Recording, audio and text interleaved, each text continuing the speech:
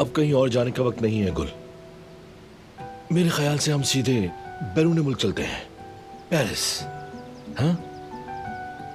गुल और फरात कारावे ने अपना हनीमून एफिल टावर से शहर का नजारा करते हुए शुरू किया, और अगर पेरिस नहीं गए तो इटली जाएंगे। हाँ?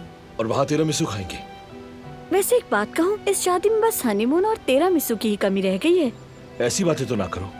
वहां एक तिरामिसू की शॉप है, कसम से वहां बाहर तक लोगों का रश होता है। एक चम्मच मैं तुम्हें खिलाऊंगा, फिर एक चम्मच तुम मुझे खिलाना, जैसे हमारी शादी का केक हो। ये तो पौधा गया, सूख ही गया। अरे इसकी जड़ के पीछे एक और भी पौधा था, क्या वो भी सूख गया?